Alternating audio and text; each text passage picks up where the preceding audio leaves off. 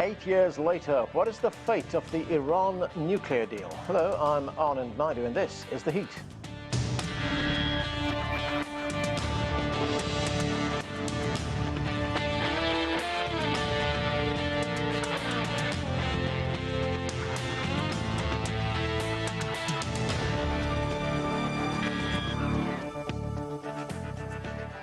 In 2015, the United States, the United Kingdom, China, France, Germany, Russia, the European Union, and Iran agreed to a deal that would ensure Tehran's nuclear program would be peaceful. The Joint Comprehensive Plan of Action, or the JCPOA as it's called, came to a halt in 2018 after the United States unilaterally violated the agreement by pulling out. Talks to reinstate the accord began shortly after US President Joe Biden took office. So far, no new deal. But the Iranians, for one, say they're prepared to continue with negotiations. They violated the agreement and did not fulfill their commitment. The JCPOA issue is on our agenda. Remember, we did not stop negotiating. To discuss this and more, let's bring in our guests. Joining us here in Washington, D.C., Barbara Slavin is a distinguished fellow on the Middle East and North Africa at the Stimson Center. From North Carolina, Klaus Larres is a professor of history and international affairs at the University of North Carolina at Chapel Hill. From Paraguay, we're joined by John Ghazvinian. He is the executive director of the University of Pennsylvania's Middle East Center. And in Massachusetts, we're joined by Kaveh Afrasiabi. He is an author, political scientist, and expert on Iran's foreign affairs.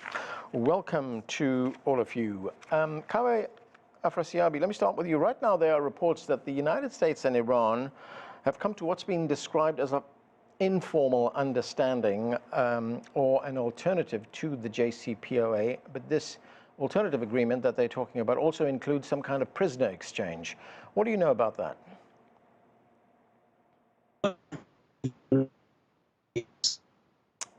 We have lost Kaveh. We'll try and get back to him. Barbara Slavin, let me come to you. What can you tell us about this informal understanding that we're hearing about? Yeah, well, we've been hearing about this for weeks, and we still don't have it. So I think there are major question marks over how this is going to unfold. My understanding is that it's kind of a package of understandings that would de-escalate the situation between the U.S. and Iran, prevent a crisis, prevent a confrontation. So part of it is the release of at least 3 dual nationals who've been held in Iran for many years on trumped-up charges, a release of some of Iran's frozen assets, an agreement by Iran not to enrich uranium beyond 60% purity, and also to make sure that Iran-backed militias do not attack American troops in Syria. That was the unfolding understanding, but it's been weeks now that this has been discussed, and we still don't have any concrete results. So it's possible that this may not come about at all. Right. Barbara, there was an article written by Asal Rad, which was published by the Quincy Institute, and I just want to quote part of that article. It said, rather than fixing an issue of its own making, the United States has masked the growing nuclear predicament with Iran in the pretense of Iranian violations of the deal and issues outside the nuclear file. The case of the JCPOA, including US violations of the deal and its obstinate refusal to accept responsibility, reveal a larger dilemma in the West and of US foreign policy, specifically hypocrisy. That's what it calls it. What do you make of that? Is there something to that? Of course there is, but name a country in the world that has not acted hypocritically. Asal is right that the major fault here lies with the United States for quitting the deal under the Trump administration. I think the Biden administration has made good faith efforts to return to the agreement, but we should know that Iran has also raised conditions that are outside the purview of the old JCPOA. And that's one of the reasons why we have not been able to revive the agreement. Last summer, the Iranians demanded that the United States somehow guarantee that a future U.S. administration would not quit the deal. That's not something that's possible under the U.S. political system, unfortunately. And the Iranians have also made demands about an investigation into unexplained particles of enriched uranium found at various sites in the country. So Iran wants a lot out of this, and I think the fault also lies with Tehran, that we've not been able to revive the original agreement. Okay, Kaveh is back with us. Kaveh, glad to have you back. We're talking about this informal understanding that we understand is something that the Iranians and the United States is talking about right now. I mean, the Biden administration is also talking about containment. What do you know? Well, I'm not privy to these secret conversations between U.S. and Iran. However, while I agree with Barbara about what is going on, I think we're a step further than that. It's quite possible that we are at the beginning stages of the implementation of a gentlemanly bilateral agreement between U.S. and Iran, and some concrete movements are being observed that, for example, Iraq and Iran have made a gas for oil deal that if U.S. wanted to make a fuss about it, they would have, but they didn't, and they didn't raise the sanction level. And, there's also the issue of return of Iran's assets from South Korea and so on. So then we could be seeing, an agreement that I'm not sure if informal is the right adjective, because any agreement has to have some sort of paperwork about it, but the question is, what are the actual terms? What is the length of this and so forth? And for the Biden administration that has its hands full with the Ukraine crisis and doesn't want to add up to it, it's a good deal because, it de-escalates tension in light of Iran's rapprochement with its Arab neighbors in Persian Gulf, etc. Yeah. Klaus, Larres, the Iranian Foreign Ministry spokesman Nasser Kanani, he is blaming Germany, France, and the United Kingdom for the deal's failure. He was quoted in the newspaper Al Mayadeen as saying, the US government quit the deal illegally and European governments refrained from delivering on the commitments they made under the JCPOA and to make up for the US absence. We are convinced that European governments, specifically these three, share with the US responsibility for the failure to honor their nuclear commitments. Does Mr. Kanani, Klaus, have a point? Well, the Europeans have tried to work within the existing framework of 2050 as long as they could. But once the Trump administration quit the deal, essentially the agreement was dead. It was really the American support for the deal in 2015, or until 2015, until 2018, before the Trump administration quit it, which kept it alive. The Europeans have very little leeway over the negotiations. They, of course, try to be supportive, but they can't be decisive. What makes it very difficult now for the Biden administration to revive the deal is also not just the technicality of the nuclear deal and to call it an understanding rather than an agreement in order to pacify Congress and not to have to go through Congress. That is also, of course, Iran's role in the Ukraine war. The delivery of thousands of drones to Russia, talk about ballistic missiles, which Iran may or may not deliver to Russia. That, of course, complicates any deal with Iran.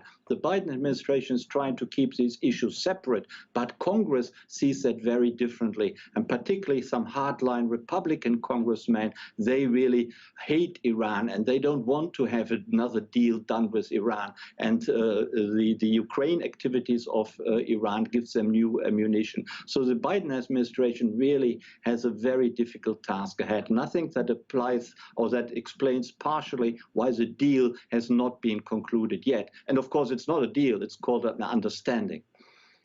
Right.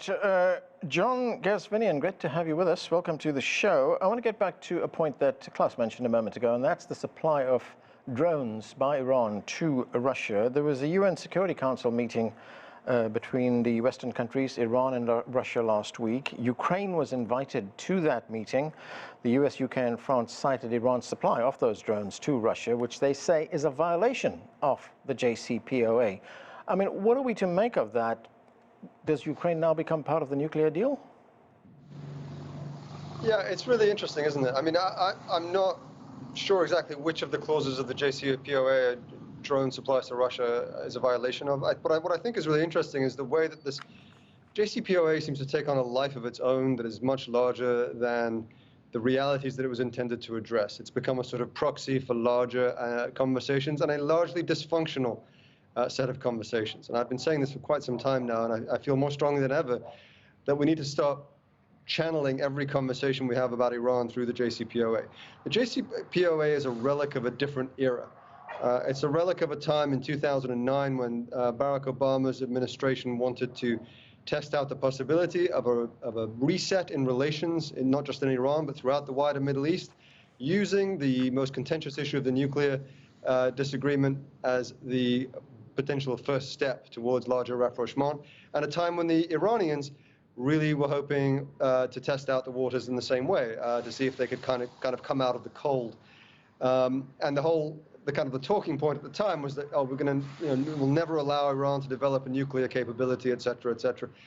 I mean, the world has changed so fundamentally since then that it's almost strange to me that we're still talking about the JCPOA, because Iran has become, for all intents and purposes, a nuclear-capable state. It doesn't have a nuclear weapon, and it has not made the decision to race for one, but it could very, very easily if it wanted to, and we all know that. Okay. And Iran, meanwhile, is much more isolated than it ever was. So the idea that this kind of negotiation would bring it out of the cold is even less realistic today than it was in 2009. So, John, if the JCPOA is, as you point out, a relic of a different era, should something else replace it? I mean, I've been arguing, I think the fundamental disagreement between the United States and Iran is and always has been a political disagreement. That's not to say that the nuclear issue is not real.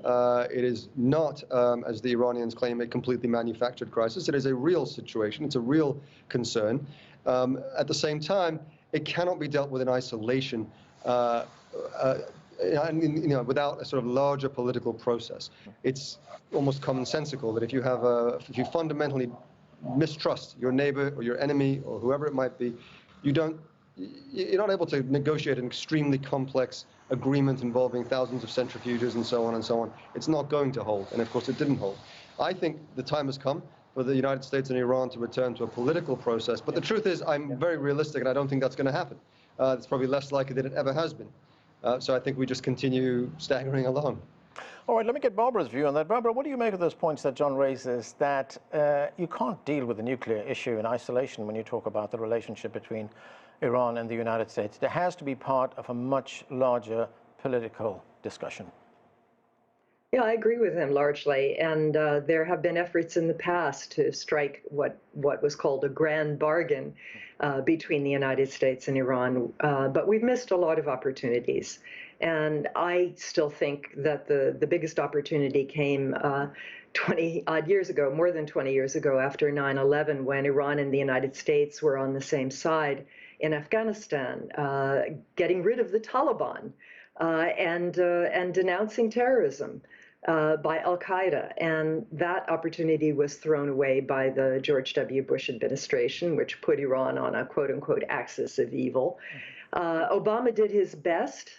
And, that agreement, the JCPOA might have lasted a little bit longer if not for Donald Trump, who, of course, hated anything that Obama had accomplished. That was his main reason for walking out of it. He didn't really understand the deal or know anything about Iran.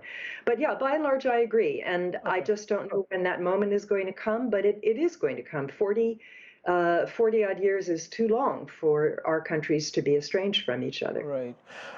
Barbara, just very briefly, before I move on, what is your view on drawing Ukraine into this dispute? Well, I believe under the JCPOA, Iran was not supposed to be providing missile technology. There is a UN embargo on that, which expires actually in October. So Iran is technically in violation of the JCPOA for providing drones to Russia. I also think that the Iranian orientation toward Russia and China, while understandable given the U.S. withdrawal from the JCPOA and the European failure to make up for that, it's understandable. I still think it is a strategic mistake on the part of Iran that it is too dependent on Russia and China, and that it needs to try to diversify its foreign policy, that would be more in Iranian national interest. Okay, Kaveh, is Iran totally blameless here? I mean, didn't Iran escalate its nuclear program after 2018, which of course would have made it very difficult for the Biden administration to get back to an agreement? Well, yeah, I mean, Iran waited a whole year before it took incremental steps in rolling back its commitments. It was in good standing even by Mike Pompeo's admission to the U.S. Congress when Donald Trump unilaterally decided to pull out. I hasten to add that I actually disagree with what our colleague John Ghazvinian said, because I regard JCPOA as a landmark multilateral achievement with a lot to savor about. And I think that although it was kind of halted, it is not dead in the water yet. Just recently, U.S. made some waivers for nuclear cooperation for the, one of the Iran facilities, and there are distinct possibilities to revive the core aspects of this, which is a very important non-proliferation plus. So we shouldn't disregard it and throw it to the trash bin as suggested by some. I think that, the present efforts for a mini deal that, has a skeletal about the JCPOA, but it is very important. And what is distinguishable about the present juncture is that Israel is on board. The Israeli National Security Advisor has recently made a statement. Israeli president is in Washington next week. By all indications, Israel is on board for the first time for an agreement between U.S. and Iran, and all these are good omens. Klaus, Larres, that embargo that Barbara was talking about a moment ago, the EU says it will maintain sanctions on Iran's ballistic missile program, and those are set to expire in October. I mean, wouldn't that be a violation of the UN resolution that endorses the JCPOA and to which Iran is a signatory? I mean, basically, that resolution calls for Iran to refrain from any activity related to nuclear-capable missiles. Yes, it would be, but of course the Europeans are particularly outraged by Iran's delivery of drones to Russia. Also, the recent brutal clampdown in Iran on civilians, on peacefully protesting women above all, and the brutal clampdown, many people are still in prison in Iran. All that has outraged the Europeans. So I don't think it can be expected that the Europeans will lift sanctions on Iran in the current climate. If there was a mini deal being negotiated, I think, and successfully negotiated by the United States and Iran, I think that would change the situation a little bit. But as long as Iran is supporting Russia with drones and other military means, I can't see that the Europeans will change their attitude very much. One other point, Klaus, the IAEA Director General, Rafael Grossi, the IAEA, of course, is the International Atomic Energy Agency. Rafael Grossi, he has said that at the current rate of enrichment, Iran will have 10 bombs worth of near-weapons-grade fissile material by the end of this year. I mean, that's only 5 months away. Saudi Arabia has warned in the past that if Iran gets a nuclear weapon, then it will make its efforts to produce one itself. But since then, of course, there's been some kind of rapprochement between Saudi Arabia and Iran. There are other countries like Egypt, Turkey, Algeria, for one. They've also talked about fissile material in their own countries. I mean, what are the risks here of really serious nuclear proliferation in the Middle East? I think the risks are very high indeed, but I fear that before Iran is allowed to develop something like 10 nuclear weapons, usually there's a talk about their capability of having fewer than 10, 2 or 3 or 4 by the end of the year. But I think Israel would not sit by, despite what we have just heard, that Israel is on board. That applies for the time being, as long as Iran doesn't have a nuclear weapon. Once they do have nuclear weapons or get very, very close to it, it, meaning 90% enrichment of uranium, then I think the Israelis will not sit by idly. And particularly, we have to realize we have a very hardline government in Israel right now, and they are in particular opposed to Iran and anything which would undermine the security of Israel as they see it. So I feel nuclear proliferation is a real likelihood, but before that, I think Israel will resort to military means. All right. We should point out, though, that by most accounts, Israel already has nuclear weapons itself, although it's not admitted to it. Absolutely, yeah. Okay. John, talking about something that Barbara said earlier on about, policies changing here in the United States from one administration to the other. Russia was one of the signatories to the JCPOA. The Russian Foreign Minister, Sergei Lavrov, says it's unrealistic right now to wait for the resumption of talks because of the upcoming United States elections. He says there are no guarantees. Lavrov said another administration, whether it be Democrat or Republican, could simply, in his words, repeat the trick of pulling out any agreement that's reached. I mean, does he have a point? And I mean, what does that make of any agreements that any administration signs here in the United States? I mean, that's very much along the lines of why I feel the way I do about the entire process. I mean, this is, again, in the absence of a larger political process of constructive dialogue, you don't get very far. I mean, the point he makes is a fairly obvious one. Yes, of course, with the new administration, there is the risk of things unraveling once again, and that's the point the Iranians have been making as well. Nevertheless, that's not a reason not to negotiate. That's not a reason not to do what we can. I think most analysts at this point would agree that the Biden administration lost a real opportunity in the first few months of its term at the beginning of 2021 to try to lock in a quick new return to the JCPOA. And since then, in the context of world events and the general unraveling of almost every global theater that we deal with, the JCPOA has slipped down the list of priorities. Iran and U.S.-Iran relations have slipped down the list of priorities. And yes, it's true that it's very difficult for any administration to guarantee very much at all, which is why I actually support, and I think it makes sense that the Biden administration and the Raisi administration are exploring the possibility of a sort of genteel agreement that is unwritten.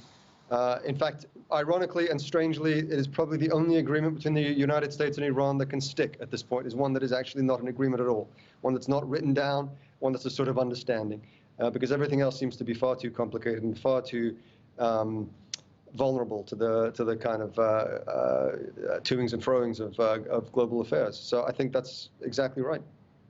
Barbara, isn't one way of getting around that is to get Congress on board, or is that just impossible? It's always difficult to get Congress on board with any kind of agreement with Iran. And there are a lot of questions about whether the administration would even need to go before Congress. I agree with John. I think something that is an understanding that is not formalized is probably the best.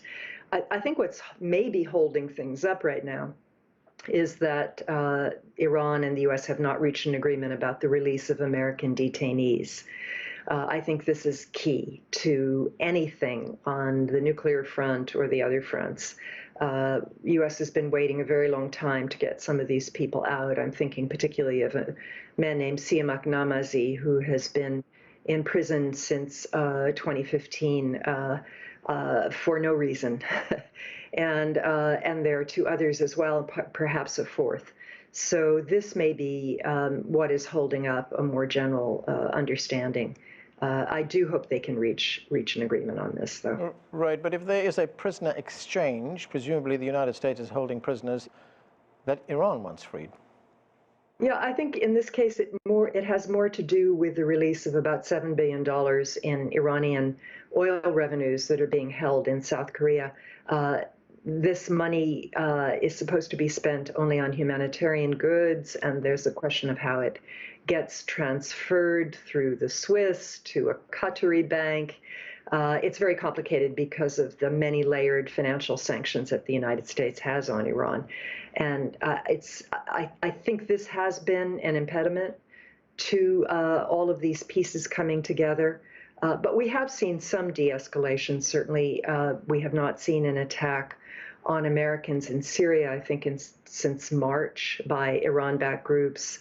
And Iran is now selling about 1.5 million barrels of oil a day, primarily to China, and occasionally the U.S. cracks down, but by and large, this oil is being sold, and as was mentioned also by Kaveh, the deal with the Iraqis so that they could import Iranian natural gas. Right. One other point, Barbara, and that is, as John mentioned a moment ago, given the conflict between Ukraine and Russia, this JCPOA issue has slipped down the list of priorities. But there's been some developments here in the United States as well. I mean, one of the key U.S. negotiators, Robert Malley, who's the U.S. Special Envoy for Iran, he's been suspended. He's been placed on unpaid leave.